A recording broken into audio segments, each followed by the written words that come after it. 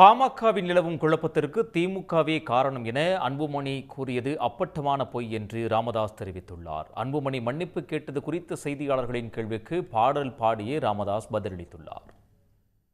மருத்துவர் ஐயா அவர்கள் என் மீது ஏதாவது கோபம் இருந்தால் ஐயா அவர்களை தயவு செய்து என்னை மன்னித்துக் கொள்ளுங்கள்.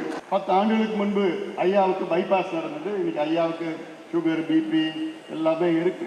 அதனாலதான் நான் சொன்னேன், நீங்க நல்லா இருக்கணும், நல்ல உடல்நலத்தோட இருக்கணும், டென்ஷன் ஆகாதீங்க. திரு அன்புமணி சொல்றாரு, நான் தந்தைகிட்ட மன்னிப்பு கேட்கறதுக்கு ரொம்ப தயாரா இருக்கேன், நீங்க என்ன கட்டளையிட்டாலும் அதை பணியாற்றுறதுக்கு தயாரா அப்படிங்கிறாரு.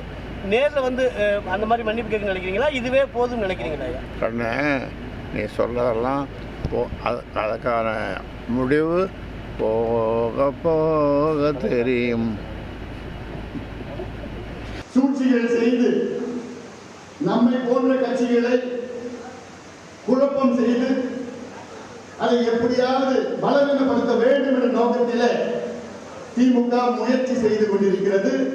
நிறுவனருக்கும் தலைவருக்கும் உள்ள பிரச்சனையில திமுக தலையிடுதுன்னு சொல்லி திரு அன்புமணி விமர்சனம் பண்றாரு. திமுக இதுல தலையிடுதா? அதாவது அப்பட்டமான பொய், கடைந்தெடுத்த பொய், அப்பட்டமான பொய்.